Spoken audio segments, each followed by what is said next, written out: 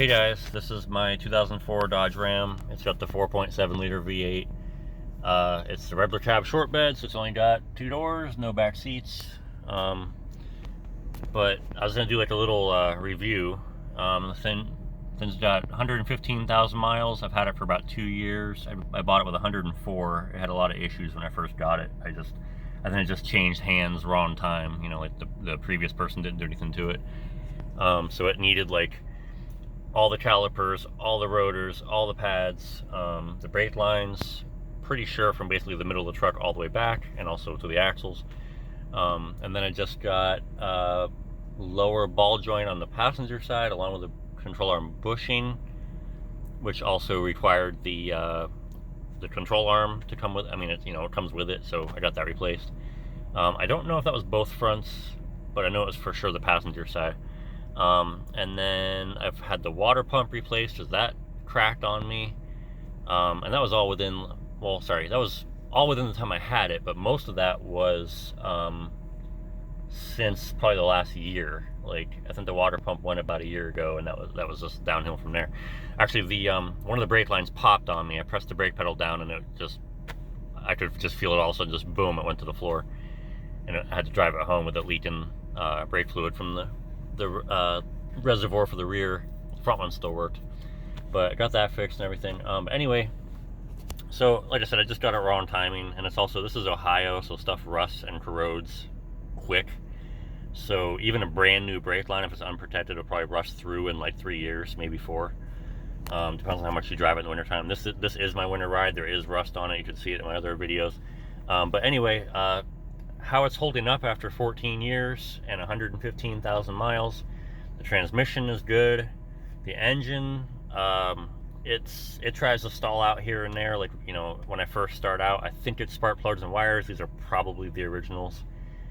So I need to get them replaced. I do get a random misfire code every so often. But interior quality though, like there's no headliner hanging down. There's no, like, all the lights work. Like, this all works. There's nothing really not working anymore except for the radio. The factory radio, the CD player stopped. It actually stopped ejecting discs, but it did that when I got it. So I finally got the disc out that I had in there because it was a CD that I didn't want in there.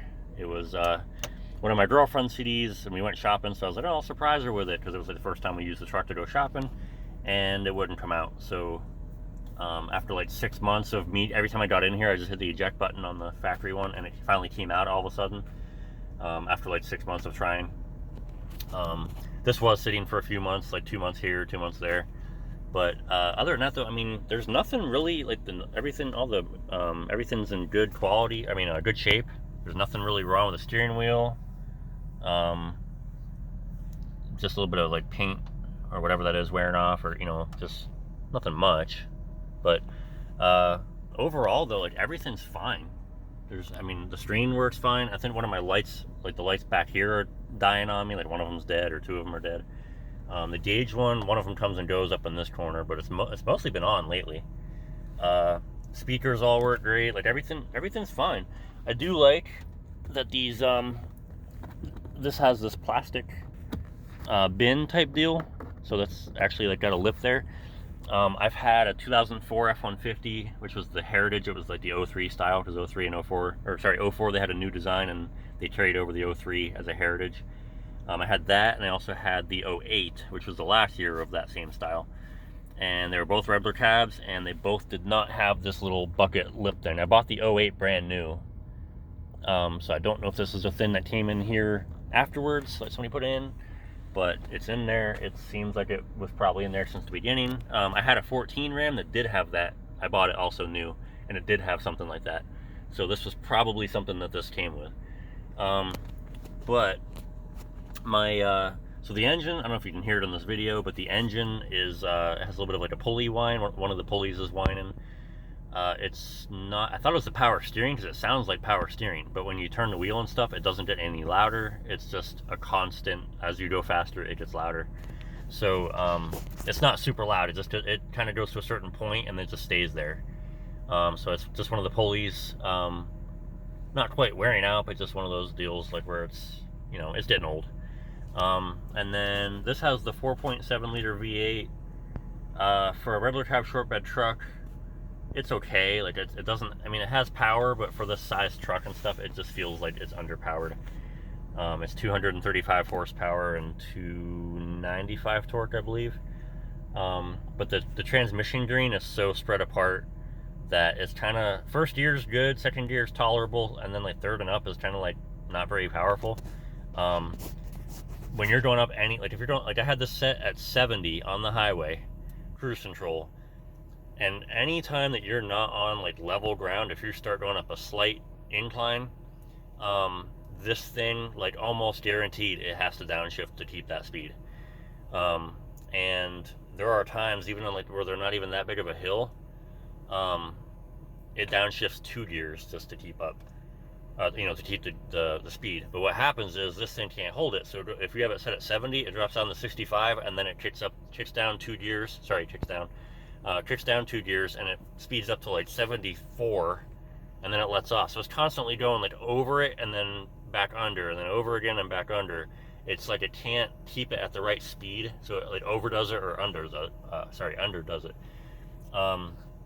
I have, so that trip that I was talking about, I did it. It was about 40 miles one way and then 40 miles back.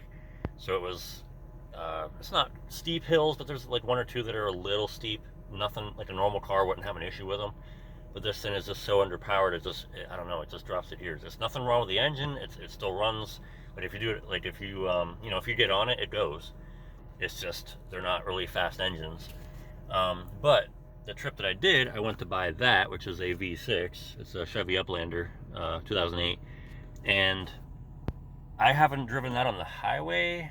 I did it like a short, very short trip. It wasn't really a highway. It was like 2 miles. It had no problem keeping 70 at all. That technically has 5 horsepower more than this does. This Ram does. And that's in a V6. That one has the same engine as that. It's a 3.9 V6. That one is 242 horsepower. That is 240. And that is also 240 torque. And this is also 242 torque. But that one has no problem at all. It's actually pretty decent quickness for a car. This thing, the engine does fine. I don't have like, I haven't used this thing yet for my business, but because the coronavirus thing started going on, so it hasn't been loaded yet. But just my parents have a van that's like that. This is the Chevy Uplander. They have the Buick Teresa, which is just a Buick version of the same thing, same engine. Theirs is an 07, I believe, and I drove that thing. We all lived in Colorado for, I moved, my brother moved out there, then I moved out there, then my parents moved out there, and then my parents hated it, I hated it, so I moved back first. Then my parents moved back, so I ended up helping them. I drove their van back because they have 3 vehicles and 2 people. Or sorry, they had 3 vehicles, 2 people, plus they had to rent a U-Haul truck. So they had to put one of their cars on a hauler and pull that behind the U-Haul truck. And then they had to drive their pickup truck that had a U-Haul trailer behind it, and then I drove the minivan back home. So anyway, 1,500 mile trip. It actually did pretty good on gas. It was like 26 or 25 on the highway. And then it was, you know, it was decent. It had power. I don't think it even had the downshift hardly at all, or at all actually, because when you're coming from Colorado, it's mostly downhill. But it is still hilly, like you're going up and down a lot. It's just that you're gradually going down and down and down. So it wasn't bad.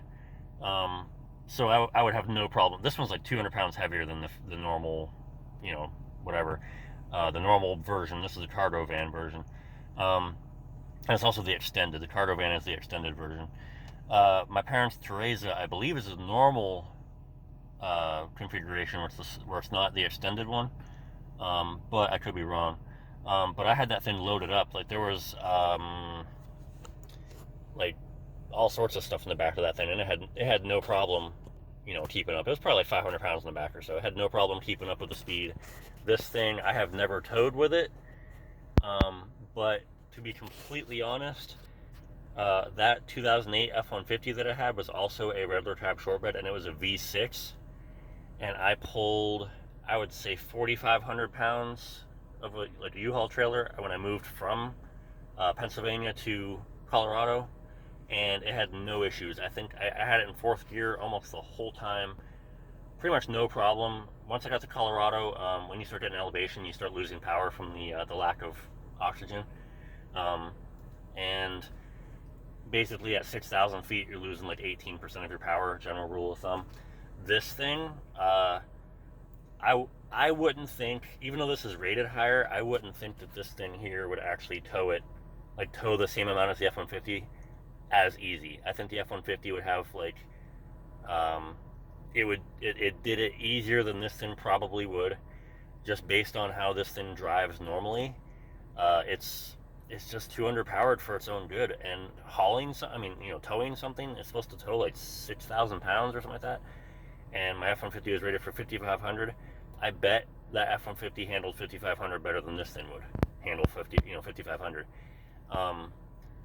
Honestly, just even putting like 500 pounds or 1,000 pounds on the bed, I would probably use the tow haul mode just because, I mean, you're supposed to technically, but, just because I don't think this thing can handle it, honestly. So if you're in the market for a Ram, especially an older one, this is an 04, so I think 03 or something like that was when they came out of the 4.7. If you're gonna do it, get the manual transmission. The automatic is spaced too far apart. I drove a crew cab. It was an 07 with the manual transmission. It was two-wheel drive, but it was a crew cab, and that thing actually was pretty decent. It actually held up. Like, it would accelerate pretty quick. Wasn't a speed demon. It wasn't like the Hemi, but it felt like a totally different engine was in it than this thing. And this is rudder type short bed. So, and that was at 6,000 feet. This is at almost sea level. So that was minus the 20% power or so, because that was 7,000 feet. It's about 20%. And that felt quite a bit quicker than this thing does here. So, like I said, if you're in the market, either get a standard or don't expect much from this engine, because it is not. It's supposed to be a pulling engine. You could probably do no problem, like, lower speeds like 35, 40. But once you're on the highway, this thing would probably struggle like crazy. So if you're in the market for pulling stuff, get the Hemi. If you're in the market for gas mileage, this is not the one, because this is lower because I've had it idling and stuff, but it's normally like 12.7, just because of the short trips and stuff it dropped. But it's normally like 12.7 or so. That's pretty much the average. And then highway, I mean, this thing maybe 14 on the highway, going 65, 70. I wouldn't even think it even got that, to be honest. But, let's see, anything else? The glove box. The glove box is decent size. It's not very deep for some reason. I don't know. But, I don't know what this thing is. I'm pretty sure they have like a power outlet there or something. On the higher trim levels, I'm not sure. This is an SLT, so it's got power windows, power locks, power mirrors, sliding rear window. Nothing really in here. Cloth seats. These are nice, comfortable seats, honestly. But for a truck, they're pretty comfortable. They're not. It's an 04, so back then they weren't really going for like a sporty truck. They were just going for like comfort. It is comfortable. This thing bounces around quite a bit like an older truck, but it doesn't feel too old. It feels pretty good. But most of the stuff, like the stuff that's wrong with it, this is just dirty. That's just something where somebody like did something with their fingernail or burned it with a cigarette or something. I don't know. But I don't smoke, so it wasn't me. That was already there when I bought it. Little cubby hole for sunglasses and stuff. It goes back pretty far. In my sunglasses, that's how far back they go sideways. So it's pretty decent. You can stick your phone in there and stuff. I still do sometimes, especially if my sunglasses are out of there. I stick my phone in there. Nice little rubber mat type deal in there, so it's like a non-slip. Heater works great. I do not have rear defrost, but that's what that button would be. And the reason I still have that button, even though I don't have rear defrost, is because I have heated mirrors, which is the symbol right there. Hard to see. I'm trying to put it where it's on the paint. There you go. That's the symbol right there. So these mirrors are heated, which is really nice in the wintertime. Surprisingly, it's like something that you would think would be on a higher trim truck, but then again, it is 4x4, so maybe they did it that way. But I'm gonna shut this truck off. And other than that, though, the one problem I do have with this truck, like the only thing I can think of that I actually have a problem with, it was worse in my 14, but this one still has the issue. These defrost vents right here, they're kind of spaced out in a weird fashion. So what happens is when they defrost a wide spot down at the bottom, and it comes up to like a cone up at the top, and it makes it so like if you can picture like a 3 or 4 year old kid drawing like sharp teeth, where it's just like it comes down like this and comes up and down and up and down and up. It's like that, and you have like this big cone here, a big cone coming up here, a big cone there, and then on the opposite part of that, it's actually bigger up top and comes down to a point on the bottom. The this one, I mean, this is right in front of my face, so it's actually not bad, but still, like right here is still kind of in front of me, and it doesn't really do that quick. The 14 was way worse, where it was like right in front of my face. I had this big cone, so I had to either like lean over a little bit, or it was like nothing I could do. I mean, I would scrape off my windows; it would just be on the inside; it'd be fogged up. But that was about all I could do. So I had to just wait. I had to wait longer, like twice as long as everybody else, coming back from work. Other than that, though, the four-wheel drive works great. If you're gonna get an older four-wheel drive, this is for like any vehicle. Get the manual one because it's a lot more reliable, especially when it gets older. But transmission doesn't matter. But like I said, if you're gonna go for this 4.7, I would recommend the standard transmission. It's a 6-speed, I believe. If it's a 5-speed, I am not sure how well that is or how good that will compare to automatic of this. But the 6-speed which is what I drove, was actually pretty decent. This has an aftermarket brake controller. Legroom is actually I'm 6'5". Legroom is awesome. I can like straighten my legs out almost all the way right here. Other side is about the same. Let's see. Other than that, though, I can't really think of anything. So if you guys have any questions or comments, leave them down below. I'd appreciate it if you like and subscribe. I'm going to try to do some videos here and there, especially during the coronavirus thing. And we'll see what happens with that. But, whatever. But I still got one more review to go, which is that guy. So that'll be my next one after this. I might do walk-arounds too or something. I'm not sure. I did a little thing with that of like what I was going to do to help cool off the air. Or get the air intake to pull in cooler air, and I talked about putting vents on it. This one, like I said, I'm not going to do anything. It's basically, I bought this thing for a winter rat, and I was going to use it for my business, so I put a ladder rack on it. So there's a ladder rack there and a ladder rack right there. But because it gets poor gas mileage, that's why I bought that, because that'll handle. Plus, it's also security. The stuff I'm going to be doing, like gutter cleaning and pressure washing houses and decks and stuff. I'm going to do a separate channel for stuff for that, just for a totally different thing. Just for like, tips and tricks about your gutters and stuff like that. But anyway, so with that guy, the pressure washer and stuff like that, it's more secure. That has a cage in there and stuff, which like I said, I'll do a review on that. But that one, I was going to use this truck, but I would have to load and unload it every day out of the bed. And then also, if I go eat somewhere or park somewhere, I have to worry about somebody trying to steal it. Steal stuff out of the back, so it'd be a lot easier. That thing locks up, so I don't have to worry about it. So other than that, though, like I said, I can't think of anything else. But and as I was getting to as I was saying, the interior quality of this has held up. So if you're looking for something that would be good quality even though it's older, these things actually are pretty decent. Like I said, there's nothing I have found that is broken in this. Cup holder is odd. These move a bit. They're actually they're loose enough for you to do it really easy. Like I can probably do it with my pinky. Yeah. Well, not backwards, but I can do it with my pinky both. Sorry, I'm not even showing it. I can do it with my pinky both ways. Not this way though. I mean, maybe weak pinkies maybe, but. Yeah, I can't move it. But it's strong enough, your cup's not going to move it, so it's actually pretty nice. And the only thing is when I go to latch this, it doesn't like to latch sometimes, so I have to do it harder. Other than that, though, the power port still works. But yeah, I have a recall on this for the airbag on that side, I believe, so I got to do that. But I can just always just turn it off. But my girlfriend does ride in here sometimes, so I'll have to get it fixed. Once the coronavirus thing is done, I can do that.